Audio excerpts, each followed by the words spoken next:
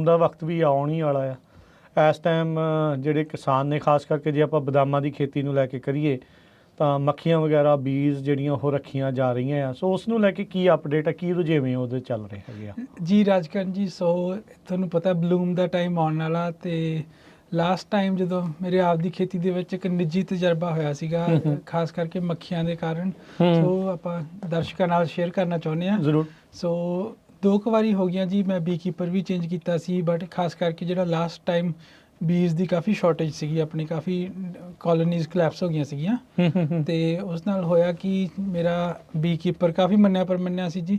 ਅੱਛਾ। ਉਹ ਵਿੱਚੋਂ ਆਲਮੋਸਟ ਇੱਕ ਡੱਬੇ ਚੋਂ ਫਰੇਮਸ ਕੱਢ ਕੇ ਵਿੱਚ ਇੱਕ ਕਰਕੇ, ਹਨਾ, ਜਿੱਦਾਂ ਇੱਕ ਯੂਜਲੀ ਆਪਾਂ 1 ਏਕੜ ਦੇ ਵਿੱਚ 2 ਬਕਸੇ ਰੱਖ ਦਿਆਂਗੇ, 2 ਹਾਈਵਸ ਪਰ ਏਕੜ, ਤੇ ਇੱਕ ਜਿਹੜੀ ਉਹਦਾ ਹਾਈਵ ਹੁੰਦੀ ਆ ਉਹ 8 ਫਰੇਮ ਹੁੰਦੀ ਹੈਗੀ, ਮਤਲਬ ਚ ਕਿੰਨੇ ਮੱਖੀਆਂ ਦਾ ਕਾਊਂਟ।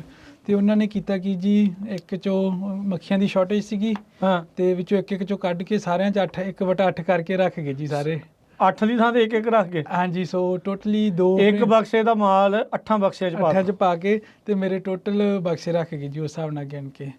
ਤੇ ਤੁਸੀਂ ਇਕੱਲੇ ਬਕਸੇ ਦੇਖੇ? ਆਪਾਂ ਬਕਸੇ ਦੇਖੇ ਤੇ ਇਤਬਾਰ ਕੀਤਾ ਵੀ ਠੀਕ ਆ, ਵੀ ਸਹੀ ਹੋਣਾ, ਕਾਫੀ ਨਾਮੀ ਬੀਕੀਪਰ ਆ ਗਏ, ਤੇ ਆਪਾਂ ਠੀਕ ਹੈ ਜੀ ਦੇਖ ਲਿਆ, ਤੇ ਬਲੂਮ ਆ ਗਈ, ਮੱਖੀਆਂ ਬਹੁਤ ਥੋੜੀਆਂ ਉੱਡਣ। ਚੱਕਰ ਕੀ ਆ ਹਨਾ, ਫਿਰ ਆਪ ਨੂੰ ਲੱਗੇ ਵੀ ਸ਼ਾਇਦ ਠੰਡ ਆ, ਵੀ ਉੱਡਦੀਆਂ ਨਹੀਂ ਹੋਣੀਆਂ, ਵੀ ਬਹਾਨੇ ਤਾਂ ਆਪ ਆਪਾਂ ਸੋਚ ਲੈਂਦੇ ਆ, ਤਸੱਲੀ ਦਿੰਦੇ। ਫਿਰ ਦੇਖਿਆ ਵੀ ਆਲੇ ਦੁਆਲੇ ਵੀ ਅੱਜ ਤਾਂ ਗਰਮੀ ਵੀ ਬਹੁਤ ਆ, ਬਲੂਮ ਵੀ ਪੀਕ ਤੇ ਹੋ ਗਈ, ਤੇ ਮੱਖੀਆਂ ਤਾਂ ਉੱਡ ਹੀ ਨਹੀਂ ਰਹੀਆਂ ਹਨਾ। ਤੇ ਫਿਰ ਭਾਈ ਮੈਂ ਹੌਸਲਾ ਜਿਹਾ ਕਰਕੇ ਇੱਕ ਦਿਨ ਖੋਲੀ ਇੱਕ ਡੱਬਾ, ਤੇ ਉਹ ਡੱਬਾ ਖਾਲੀ ਬਿਲਕੁਲ ਹੈ ਨਾ, ਵਿੱਚੋਂ ਕੁਝ ਵੀ ਨਾ ਨਿਕਲਿਆ, ਸਿਰਫ 1 ਫਰੇਮ ਨਿਕਲਿਆ, ਕੁਝ ਵੀ ਨਹੀਂ, 1-2 ਵਿੱਚੋਂ ਖਾਲੀ ਸੀ, ਬਹੁਤ ਥੋੜੀਆਂ ਮੱਖੀਆਂ ਨਾ। ਤੇ ਫਿਰ ਹੁਣ ਮੈਂ ਉਹਨਾਂ ਨੂੰ ਕਾਲ ਕੀਤੀ ਬੀਕੀਪਰਾਂ ਨੂੰ, ਵੀ ਭਾਈ ਇਹ ਤਾਂ ਕਹਿੰਦੇ ਅਸੀਂ ਤਾਂ ਪੂਰੀਆਂ ਰੱਖ ਕੇ ਗਏ ਆ, ਹੁਣ ਇਹ ਵਰਡ ਟੂ ਮਾਊਥ ਚੱਲਦਾ ਜੀ। ਅੱਛਾ। ਤੇ ਜੇ ਫਿਰ ਉੱਥੇ ਮੈਨੂੰ ਥੋੜਾ ਜਿਹਾ ਸਰਚ ਕਰਨ ਲੱਗਿਆ ਵੀ ਆਪਾਂ ਹੁਣ ਕੀ ਕਰ ਸਕਦੇ ਹਾਂ ਇੱਥੇ, ਆਹ ਸਿਚੁਏਸ਼ਨ ਦੇ ਵਿੱਚ ਹੁਣ ਮੇਰਾ ਕ੍ਰੌਪ ਵੀ ਜਾਊਗਾ, ਅਗਲਿਆਂ ਨੇ ਕੁਝ ਕਰਨਾ ਨਹੀਂ, ਮੈਂ ਪੈਸੇ ਵੀ ਦੇਈ ਬੈਠਾ ਹਨਾ। ਫਿਰ ਮੈਂ ਕਾਊਂਟੀ ਵਾਲੇ ਨੂੰ ਕਾਲ ਕੀਤੀ 1-2 ਥਾਵਾਂ ਨੂੰ, ਤੇ ਪਰ ਉੱਥੇ ਮੈਨੂੰ ਕੋਈ ਇੰਸਪੈਕਸ਼ਨ ਦਾ ਕੋਈ ਹੱਲ ਨਾ ਮੈਨੂੰ ਲੱਭਿਆ ਜੀ। ਹਾਲਾਂਕਿ ਕਾਫੀ ਕਾਊਂਟੀਜ਼ ਜਾਂ ਹੋਰ ਰਿਸੋਰਸਿਸ ਹੈਗੇ ਆ ਜਿਹੜੇ ਤੁਸੀਂ ਉਹਨਾਂ ਨੂੰ ਕਾਲ ਕਰਕੇ ਵੀ ਹਾਈਵਸ ਦੀ ਇੰਸਪੈਕਸ਼ਨ ਕਰ ਸਕਦੇ ਆ। ਤੇ ਆਪਣੇ ਫਰੈਜ਼ਨੋ ਕਾਊਂਟੀ ਚ ਮਿਲਿਆ ਨਹੀਂ ਮੈਨੂੰ ਉਦੋਂ ਉਸ ਟਾਈਮ ਤੇ ਕੁਝ ਲੱਭਿਆ ਨਹੀਂ ਜੀ। ਅੱਛਾ। ਸੋ ਫਿਰ ਮੈਂ ਹੱਲ ਕਰਕੇ ਇੱਕ ਪ੍ਰਾਈਵੇਟ ਜਿਹੜਾ ਇਨਵੈਸਟੀਗੇਟਰ ਕਹਿ ਲਓ ਜਾਂ ਇੰਸਪੈਕਟਰ ਕਹਿ ਲਓ, ਉਹ ਲੱਭਿਆ ਜੀ। ਸੋ ਉਹ ਜਦੋਂ ਉਹਨਾਂ ਨੂੰ ਸੱਦਿਆ, ਤੇ ਸੋ ਇੱਥੋਂ ਇੱਕ ਸਿੱਖਣ ਨੂੰ ਮਿਲਿਆ ਨਵਾਂ, ਵੀ ਉਹਨੂੰ ਥੋੜੇ ਜਿਹੇ ਪੈਸੇ ਦਿੱਤੇ।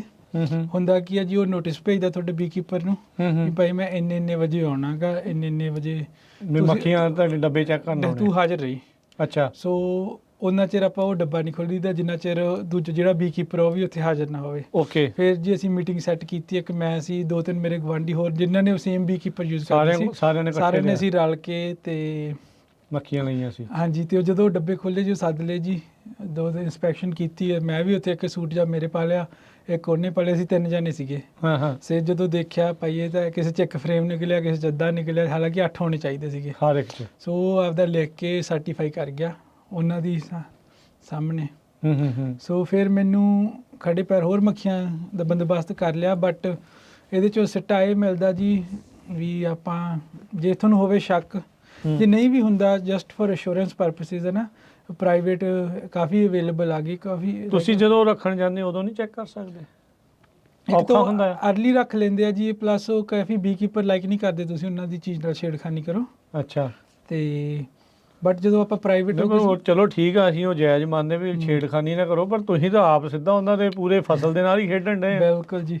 ਸੋ ਇਹਦੇ 'ਚ ਕਾਫੀ ਗਰੋਰਸ ਨੂੰ ਮੈਂ ਇਹੀ ਦੱਸਣਾ ਚਾਹੁੰਦਾ ਵੀ ਆਪਸ਼ਨਸ ਅਵੇਲੇਬਲ ਹੈਗੀਆਂ, ਕਾਫੀ ਪ੍ਰਾਈਵੇਟ ਜਿਹੜੇ ਇੰਸਪੈਕਟਰ ਹੈਗੇ ਉਹ ਕਾਲ ਕਰਕੇ ਤੇ ਤੁਸੀਂ ਆਪਦੀ ਫਰੇਮਸ ਦੀ, ਆਪਦੀ ਹਾਈਵਸ ਦੀ ਇੰਸਪੈਕਸ਼ਨ ਜ਼ਰੂਰ ਕਰਾ ਲਓ, ਜੇ ਤੁਹਾਨੂੰ ਸ਼ੱਕ ਆ ਵੀ ਇਹਦੇ ਵਿੱਚ ਕੋਈ ਗੜਬੜ ਹੋਈ ਆ। ਸੋ ਉਹਦੇ ਨਾਲ ਤੁਸੀਂ ਪੈਸੇ ਦਾ ਯੂਜਲੀ ਕਦੋਂ ਦਯਾਦੀਪ ਸਿੰਘ ਇਹਦੇ ਬਾਰੇ ਪਤਾ ਲੱਗ ਜਾਂਦਾ ਵੀ ਇਹ 'ਚ ਕੋਈ ਗੜਬੜ ਆ, ਕਿ ਤੁਹਾਨੂੰ ਇੰਟਿਊਸ਼ਨ ਹੋ ਜਾਂਦੀ ਆ? ਇੱਕ ਤਾਂ ਜਦੋਂ ਬਲੂਮ ਹੋਇਆ, ਇੱਕ ਤਾਂ ਉਦੋਂ ਪਤਾ ਲੱਗਣਾ, it becomes too late then ਉਦੋਂ? ਇੱਕ ਤਾਂ ਥੋੜਾ ਜਿਹਾ ਲੇਟ ਹੋ ਜਾਂਦਾ ਜੀ, ਇੱਕ ਨਾਲ ਹੁੰਦਾ ਕਿ ਇਹ ਖਾਸ ਕਰਕੇ ਮੱਖੀਆਂ ਜਦੋਂ ਸਨਲਾਈਟ ਹੁੰਦੀ, ਧੁੱਪ ਹੁੰਦੀ, ਉਦੋਂ ਐਕਟਿਵ ਬਹੁਤ ਹੁੰਦੀਆਂ, ਜਦੋਂ ਡੱਬੇ 'ਚ ਹੀਟ ਜਾਂਦੀ ਆ। ਸੋ ਜਦੋਂ ਉਦੋਂ ਤੁਹਾਨੂੰ ਐਕਟੀਵਿਟੀ ਬਹੁਤ ਥੋੜੀ ਦਿਖੇ, ਫਿਰ ਤਾਂ ਕਾਫੀ ਪਤਾ ਹੀ ਆ। ਪਰ ਉਹ ਤੁਹਾਡਾ ਵਰਡ ਟੂ ਮਾਊਥ ਜੇ ਤੁਸੀਂ ਕੱਲ ਨੂੰ ਕਲੇਮ ਕਰਦੇ ਆ ਜਾਂ ਕੋਈ ਇਸ਼ੂਜ਼ ਆਉਂਦਾ, ਫਿਰ ਉਹ ਚੱਲਦਾ ਨਹੀਂ ਨਾ।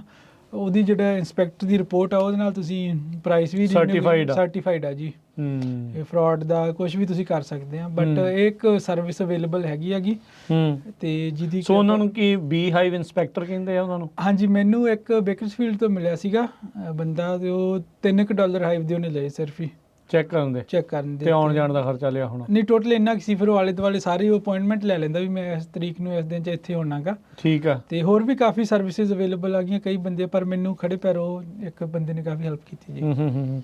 ਤੇ ਇਹ ਹੁਣ ਜਿਹੜਾ ਬਲੂਮ ਆ ਇਸ ਵਾਰ ਅਰਲੀ ਆਉਣ ਦਾ ਅੰਦਾਜ਼ਾ ਆ ਜਾਂ ਕਿੱਦਾਂ ਆ? ਪਰ ਹੁਣ ਦੇਖੋ ਜਿੱਦਾਂ ਧੁੰਦ ਪੈ ਰਹੀ ਆ ਆਪਣੇ, ਇਹ ਡੋਰਮੈਂਸੀ ਚੱਲ ਰਹੀ ਆ ਵਿੱਚ, ਜੇ ਇਦਾਂ ਲੱਗ ਰਿਹਾ ਸੀਗਾ ਵੀ ਅੱਖਾਂ ਫੁੱਲਣ ਲੱਗ ਗਈਆਂ ਆ। ਹਾਂਜੀ, ਵਿੱਚ ਜੇ ਲੱਗ ਰਿਹਾ ਸੀ ਬਰਡਸ ਜਲਦੀ ਫਲਾਵਰਿੰਗ ਹੋਊਗੀ, ਬਟ ਹੁਣ ਫਿਰ ਧੁੰਦ ਤੇ ਠੰਡ ਕਰਕੇ ਲੱਗਦਾ ਵੀ ਬਲੂਮ ਅਰਲੀ ਤਾਂ ਆਊਗਾ, ਬਟ ਜਿੰਨਾ ਐਂਟੀਸਪੇਟਡ ਸੀਗਾ ਜਲਦੀ ਸੀ ਉਹਨਾਂ ਨਹੀਂ ਹੋਣਾ।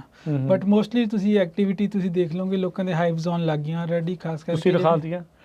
ਨਹੀਂ, ਆਪਣੇ ਨਹੀਂ ਜੀ, ਹੁਣ ਆਪਾਂ ਤਾਂ ਚੇਂਜ ਕਰ ਰਹੇ ਹਾਂ, ਨਾਨ ਸੈਲਫ ਪੋਲੀਨੇਟਿੰਗ ਵੱਲ ਨੂੰ ਜਾ ਰਹੇ ਹਾਂਗੇ ਪੱਟ ਕੇ ਨਾ। ਠੀਕ ਆ। ਇਸੇ ਦੁੱਖੋਂ ਹੀ ਕਈ ਝਟਕੇ ਲੱਗਦੇ ਨੇ ਬੰਦੇ ਨੂੰ, ਹਨਾ? ਹਾਂਜੀ, ਕਿਤੇ ਕੋਈ ਰੁੱਖਾਂ ਨੂੰ ਬਿਮਾਰੀ ਪੈ ਜਾਂਦੀ ਆ ਜਾਂ ਇਹ ਸਾਰੀਆਂ ਚੀਜ਼ਾਂ ਦੇ ਨਾਲ। ਸੈਲਫ ਪੋਲੀਨੇਟਿੰਗ ਵਾਲੀ ਕਿਹੜੀ ਆ ਜਿਹੜੀ ਵੈਰਾਈਟੀ ਆ ਜਿਆਦਾ ਚੱਲਦੀ? ਯੂਜੂਅਲੀ ਆਪਣੇ ਜੀ ਜਿੱਦਾਂ ਪਹਿਲਾਂ ਜਿਹੜੀ ਮੰਨੀ ਪਰਮੰਨੀ ਵੈਰਾਈਟੀ ਸੀਗੀ ਉਹ ਸੀਗੀ ਇੰਡੀਪੈਂਡੈਂਸ, ਸਾਰੇ ਲਾਉਂਦੇ ਸੀਗੇ, ਤੇ ਫਿਰ ਸ਼ਾਸਤਾ ਵੀ ਕਾਫੀ ਕਾਮਨ ਰਹੀ ਆ ਜੀ। ਹੁਣ ਇਹਨਾਂ ਦੋਵਾਂ ਦੇ ਆਪਦੇ ਇਸ਼ੂ ਸਾਹਮਣੇ ਆਏ ਆ ਕਿ ਜਿਹੜਾ ਕਿ ਇੰਡੀਪੈਂਡੈਂਸ ਆ ਉਹਦੀ ਸਟਿਕਿੰਗ ਦਾ ਬਹੁਤ ਇਸ਼ੂ ਆਉਂਦਾ ਸੀ, ਜਦੋਂ ਝਾੜਦੇ ਆ ਕਾਫੀ ਮੰਮੀ ਉਹ ਰਹਿ ਜਾਂਦੇ ਸੀ ਨਾ, ਝਾੜਦੇ ਨਹੀਂ ਸੀ, ਫਿਰ ਉਹਨਾਂ 'ਚ ਵਾਰਮਸ ਦਾ ਪ੍ਰੋਬਲਮ ਆ ਜਾਂਦੀ ਸੀਗੀ।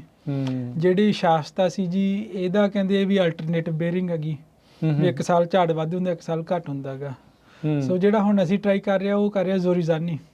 ਅੱਛਾ, ਇਹ USDA ਦੀ ਵੈਰਾਈਟੀ ਆ ਤੇ ਕਾਫੀ ਪੋਜ਼ਿਟਿਵ ਫੀਡਬੈਕ ਮੈਂ ਇਹਨਾਂ ਦੀ ਸੁਣੀ ਆ ਜੀ। ਇਹ ਨਵੇਂ ਆਈ ਆ ਵੈਰਾਈਟੀ ਜਾਂ ਚੱਲਦੀ? ਵੈਰਾਈਟੀ ਤਾਂ ਪੁਰਾਣੀ ਆ ਜੀ, ਪਰ ਇਹ ਹੁਣ ਕਾਫੀ ਪਪੂਲੈਰਿਟੀ ਆਪਣੇ ਇਲਾਕੇ 'ਚ ਨਵੀਂ ਹੈ? ਨਹੀਂ, ਆਪਣੇ ਨਵੀਂ ਨਹੀਂ ਜੀ, ਪਰ ਇਹ ਇੰਨੀ ਕਾਮਨ ਨਹੀਂ ਯੂਜ਼ ਕੀਤੀ ਸੀ ਲੋਕਾਂ ਨੇ, ਘੱਟ ਯੂਜ਼ ਕੀਤੀ। ਬਟ ਹੁਣ ਜਿਹੜੇ ਤੇ ਡੇਵ ਵਿਲਸਨ ਨੇ ਕਾਫੀ ਟਰਾਇਲਸ ਇਹਨਾਂ ਦੇ ਉਹਨੇ ਪਪੂਲੈਰਿਟੀ ਗੇਨ ਕੀਤੀ। ਉਹਨਾਂ ਨੇ ਲਾਇਆ ਜੀ ਜਿਹੜਾ ਹਾਈ ਡੈਂਸਿਟੀ ਪਲਾਂਟਿੰਗ ਲਾਈ ਆ, ਤੇ ਉਹਦੇ ਵਿੱਚ ਤੀਜੇ ਸਾਲ ਉਹ 2700 ਪਾਉਂਡ ਥਰਡ ਲੀਫ ਤੇ। ਹਾਂਜੀ, ਥਰਡ ਲੀਫ ਤੇ। ਹਾਈ ਡੈਂਸਿਟੀ ਦੇ ਵਿੱਚ ਕੀ ਆ ਉਹਨਾਂ ਦੇ I think spacing 20/10 I could be wrong ਹੈ ਨਾ, ਬਟ ਕਾਫੀ ਜ਼ਿਆਦਾ ਉਹਨਾਂ ਨੇ ਅਗਰੈਸਿਵ ਪਲਾਂਟਿੰਗ ਕੀਤੀ ਹੈਗੀ।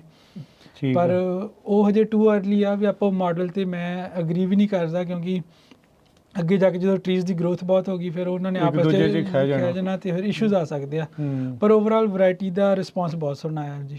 ਕਹਿੰਦੇ ਕਿ ਇਹਦੀ ਜਿਹੜੀ ਉਹਦੀ ਹੱਲ ਆ ਇਹ ਬਟਰਫਲਾਈ ਨੂੰ ਖੁੱਲਦੀ ਹੈਗੀ, ਸੋ ਉਹਦੇ ਚ ਗਾਂ ਅੱਗੇ ਬਿਮਾਰੀਆਂ ਵੇਖਾਂਗੇ ਅਗਸਤ ਦੇ ਵਿੱਚ ਕਿੱਦਾਂ ਖੁੱਲਦੀ ਆ ਕਿ ਨਹੀਂ। ਬਿਲਕੁਲ ਨਵੇਂ ਲਾਏ ਆ ਹੁਣ ਤੁਸੀਂ? ਹਾਂਜੀ, ਬਿਲਕੁਲ ਨਵੇਂ। ਪਰ ਅਜੇ ਤਾਂ ਫਿਰ ਤੁਹਾਨੂੰ ਤਾਂ ਝਾੜ ਨੂੰ ਅਜੇ ਲੱਗ ਜਾਣਾ, ਵੇਟ ਕਰਨੀ ਪੈਣੀ ਆ 2 ਸਾਲ ਤੱਕ ਜਾਂ 3 ਤੱਕ ਲੱਗ ਜੂ, ਪਤਾ ਕੀ ਬਣਦਾ। ਬਟ ਆਪਣੇ ਏਰੀਆ ਦੇ ਵਿੱਚ ਕਾਫੀ ਪਲਾਂਟਿੰਗ ਹੋ ਰਹੀ ਹੈ ਜ਼ੋਰੀਜ਼ਾਨੀ ਦੀ। ਠੀਕ ਹੈ, ਠੀਕ ਆ।